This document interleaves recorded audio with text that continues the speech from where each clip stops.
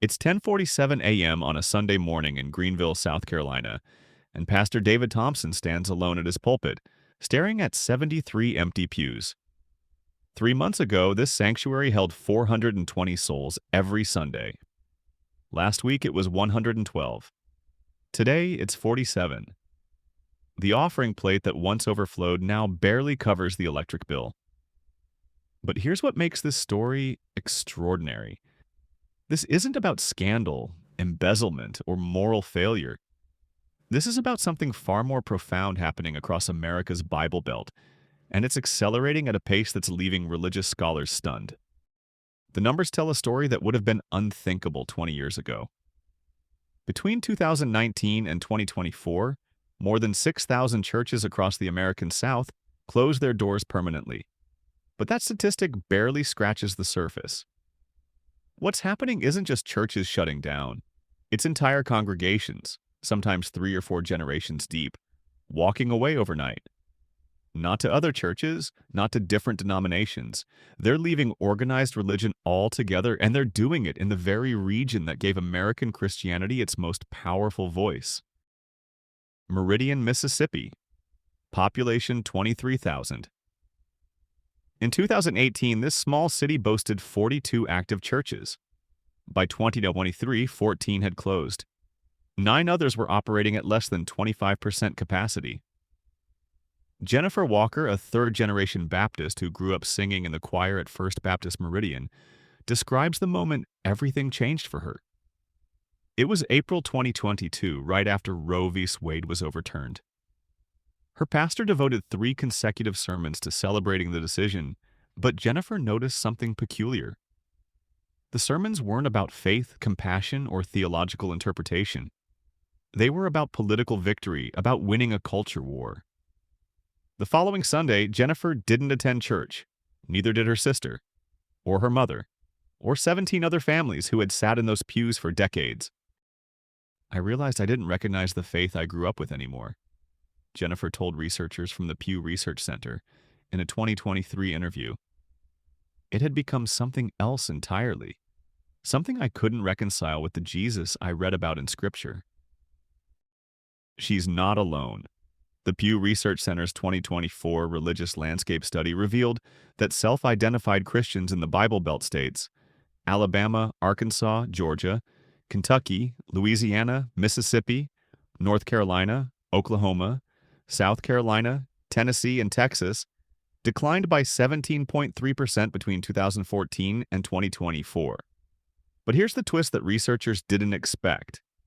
The steepest decline isn't among young people. It's among Americans aged 45 to 65, the demographic that traditionally forms the backbone of church leadership and funding. The Bible Belt earned its name in the 1920s when journalist H. L. Mencken used it to describe the region's powerful evangelical presence. For nearly a century, this area represented the heartland of American Christianity, producing megachurch movements, televangelists, and sufficient political influence to shape national elections. Churches weren't just places of worship, they were community centers, social hubs, and the foundation of regional identity. To be Southern was in many ways to be church-going until it wasn't. Before we dive deeper into this seismic shift, I want to know, where are you watching this from, and what time is it where you are? Are you watching from inside the Bible Belt, experiencing this firsthand, or observing from thousands of miles away? Drop your location and local time in the comments. I'm genuinely curious about the global reach of this very American story. Welcome to Professor Archive, where we examine the historical forces shaping our world in real time. If you appreciate the research that goes into these deep dives, consider leaving a super thanks. It genuinely helps us continue producing this content. Now, let's understand how we got here. The cracks began appearing long before anyone recognized them as structural failures. In 2015, sociologist Dr. Samuel Perry published a landmark study tracking church attendance patterns in rural Tennessee over 15 years. He discovered something unexpected. While overall attendance remained relatively stable, member engagement was collapsing. People came to Sunday service but stopped attending Wednesday prayer meetings, Bible studies, and volunteer activities. The average church member's monthly engagement dropped from 12 hours to 3.7 hours between 2000 and 2015. Churches were becoming Sunday morning obligations rather than lifestyle commitments. But the real exodus began in 2016, and politics lit the fuse. When 81% of white evangelical voters supported a thrice-married casino owner who bragged about sexual assault, something fractured in the American evangelical psyche. For many believers, the cognitive dissonance became unbearable. How could their pastors, who had preached sexual morality and family values for decades, enthusiastically endorse someone who embodied neither? Rachel Den Hollander, the attorney and former gymnast who became the first woman to publicly accuse Larry Nassar of sexual assault, captured this crisis in a 2019 interview. What I have seen is that sexual assault victims, women and men alike, are far more willing to come forward outside the church than inside. The church is one of the least safe places to acknowledge abuse. Her words resonated because they exposed a pattern. When confronted with moral failures within their ranks, church leadership often prioritized institutional reputation over victim protection. Meanwhile, these same institutions demanded political allegiance on issues of sexual morality in the public sphere. The hypocrisy became too glaring to ignore. Consider Willow Creek Baptist Church in Chattanooga, Tennessee. In 1995, it averaged 730 attendees per Sunday. The church ran a successful youth program, operated a food bank, and maintained a strong community presence. Senior pastor Robert Mitchell led the congregation for 22 years with barely any controversy. Then came COVID-19, and everything unraveled with shocking speed. When Tennessee issued its first shutdown orders in March 2020, Pastor Mitchell initially complied, moving services online. But within 3 weeks, pressure from a vocal minority of congregants led him to reopen despite public health recommendations. He framed it as a test of faith versus fear, quoting scripture about not forsaking assembly. 63 families, including several nurses and doctors from the congregation, objected. They argued that protecting vulnerable community members was the Christian response. Pastor Mitchell called their concerns faithless. Those 63 families left, but they weren't replaced. By the time restrictions lifted, Willow Creek's attendance had dropped to 240. During this period, internal church communications leaked, revealing that leadership had discussed mask requirements not in terms of health outcomes, but political optics. One deacon wrote in an email, "We can't look weak by requiring masks. That's what liberal churches do." The politicization of a public health crisis within church walls profoundly disturbed remaining members. By 2023, Willow Creek Baptist had merged with another struggling congregation just to keep the lights on. But COVID-19 merely accelerated trends already in motion. The real story lies deeper, in demographic and educational shifts that have been quietly reshaping the Bible Belt for 20 years. Between 2000 and 2020, the percentage of college-educated adults in traditional Bible Belt states increased by 47%. This matters because education level strongly correlates with religious skepticism. Not atheism necessarily, but skepticism toward institutional religious authority. Dr. Ryan Burge, a political scientist and Baptist pastor who studies American religion, analyzed data from the General Social Survey spanning from 1972 to 2022. He found that Americans with bachelor's degrees were 2.4 times more likely to question literal biblical interpretation compared to those without college education. As Bible Belt states' education levels rose, strict biblical literalism, the theological foundation of most evangelical churches, faced unprecedented challenges. Consider this striking example. In 1995, 73% of Southern Baptist Convention members believed the earth was created in 6 literal 24-hour days, according to denominational surveys.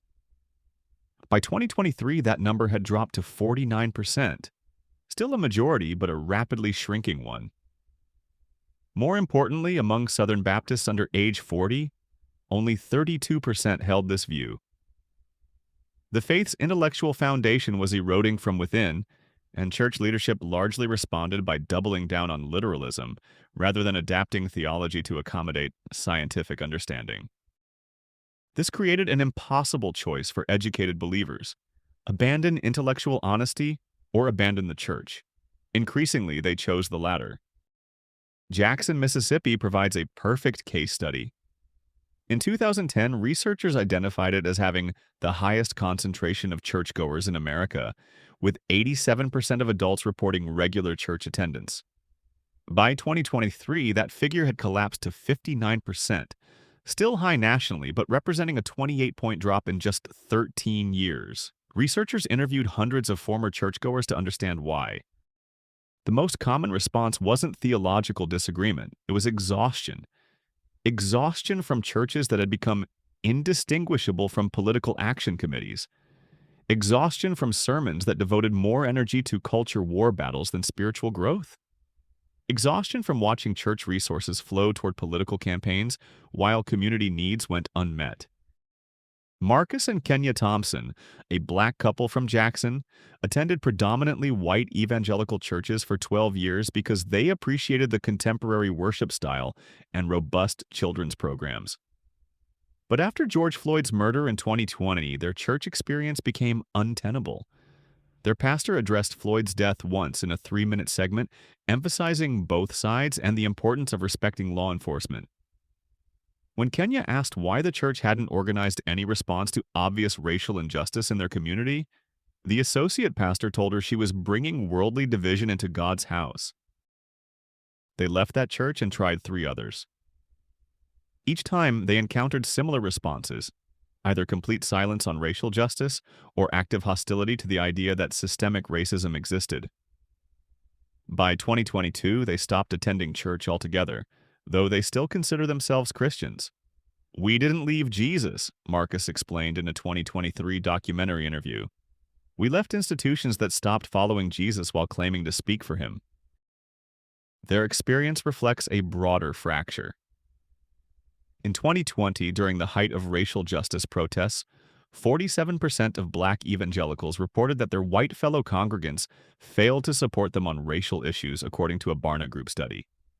This represented a 20-point increase from just 5 years earlier. The result? Black church attendance in multiracial evangelical churches dropped 33% between 2019 and 2023. But perhaps nothing illustrates the Bible Belt exodus more dramatically than what happened in Branson, Missouri, a town synonymous with Christian entertainment and family values.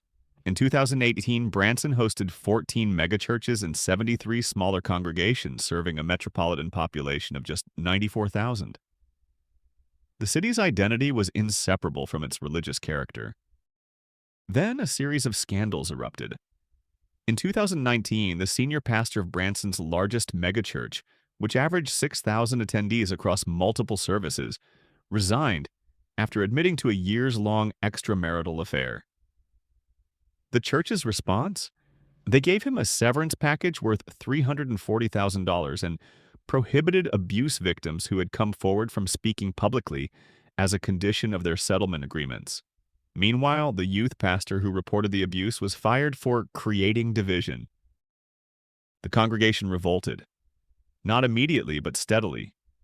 Within 18 months, attendance dropped by 62%. 3 board members resigned and publicly criticized the church's handling of abuse allegations. Local media coverage attracted national attention, and suddenly Branson's church community found itself under unprecedented scrutiny. Here's where it gets really interesting. Researchers expected people to simply move to other Branson churches. That's the historical pattern. When one congregation fails, members redistribute to others nearby. But that's not what happened.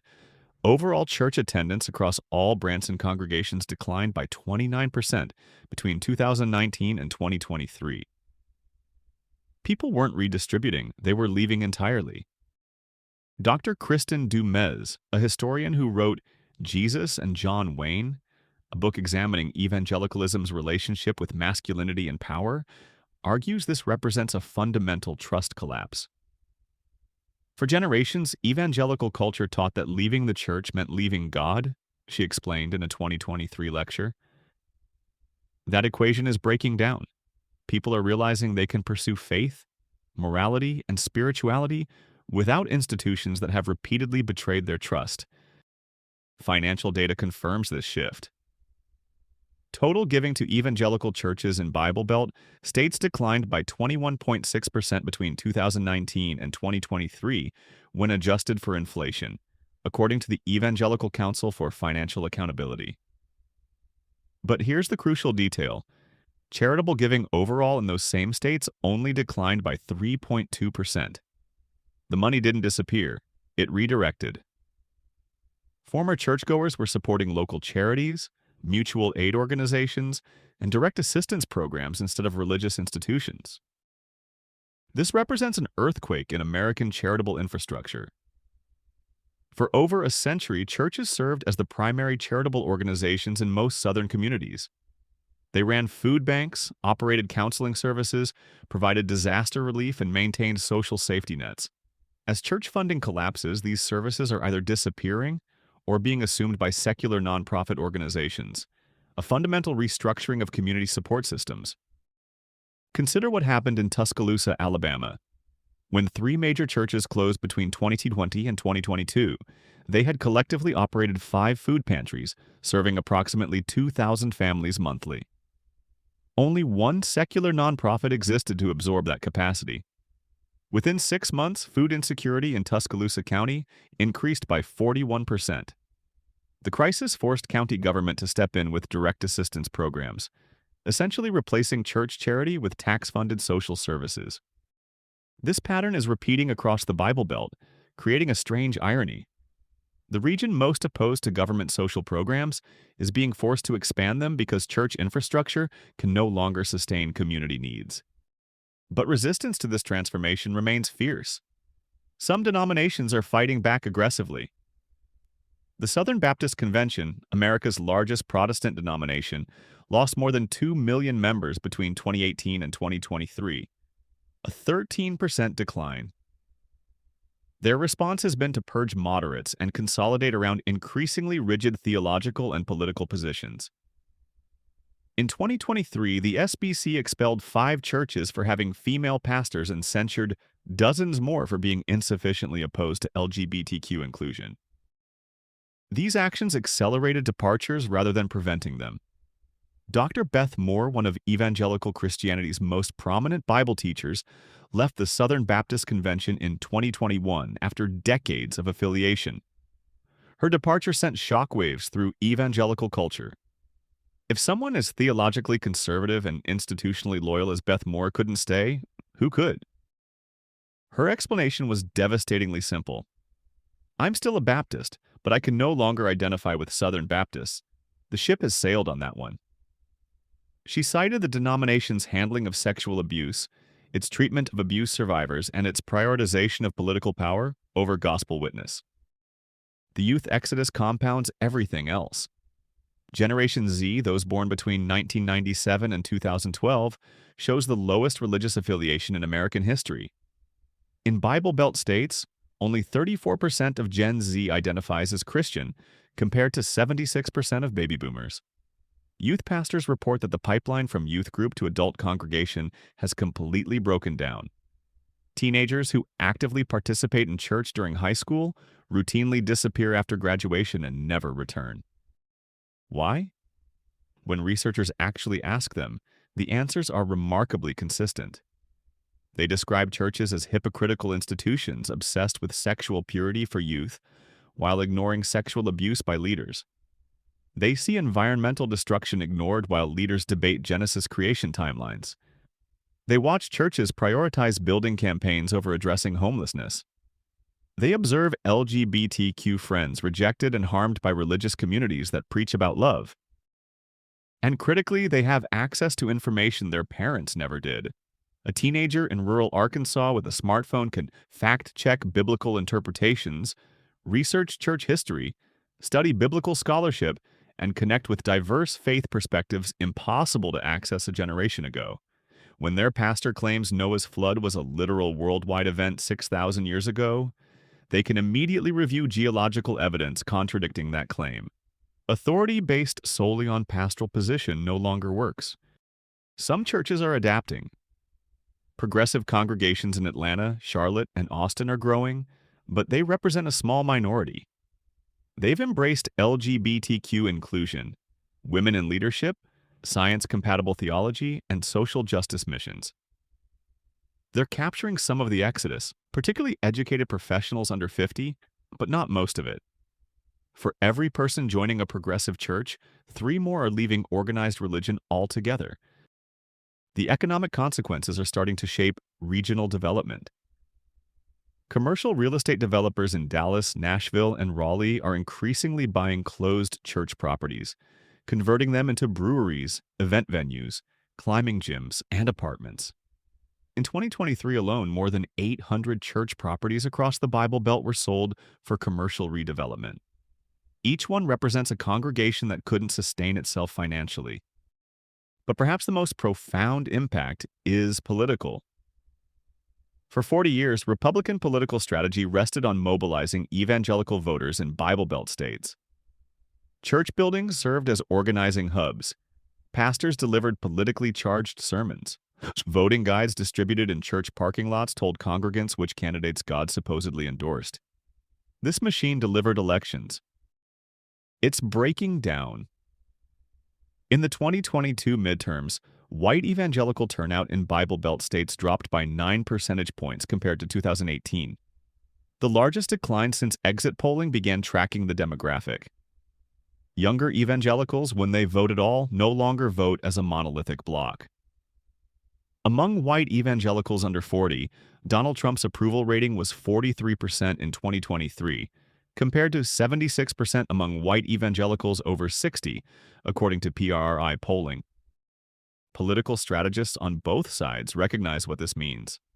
The God, guns, and gays messaging that dominated Southern politics for a generation is losing its potency because the infrastructure that amplified it, the church, is collapsing.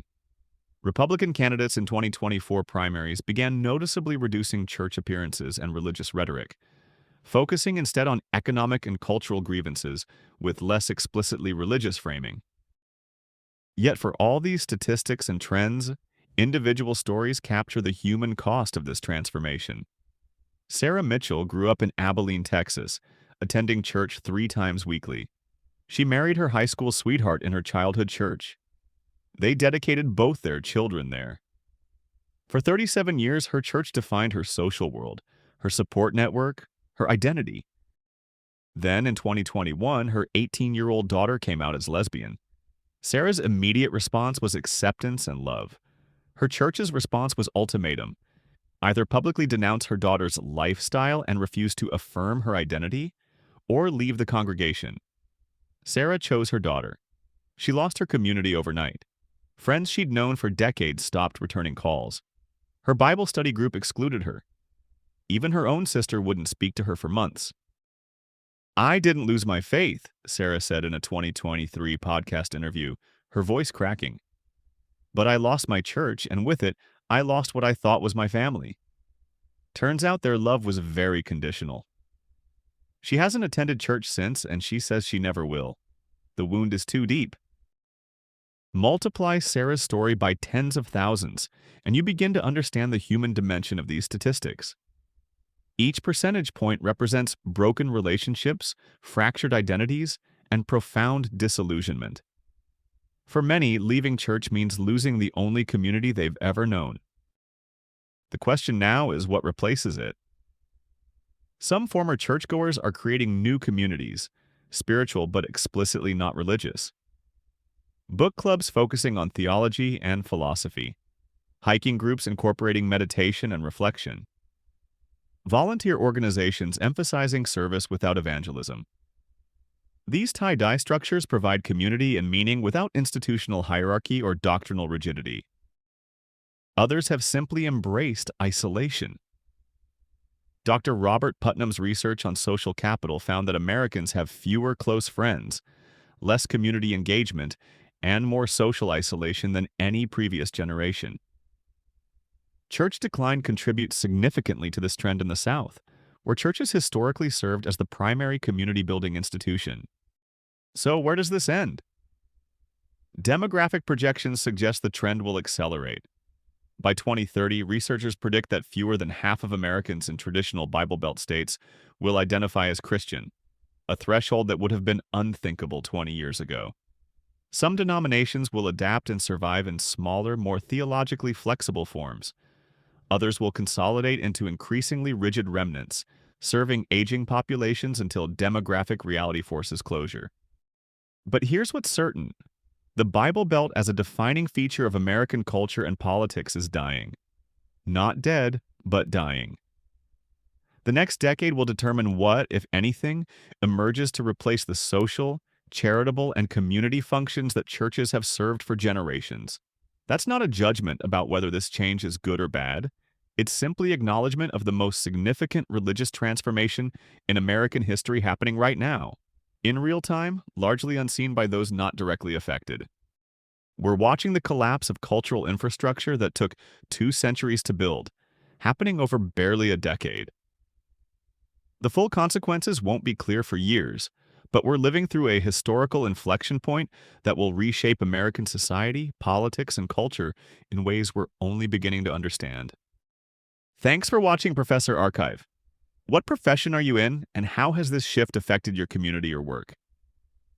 I'd genuinely love to know in the comments.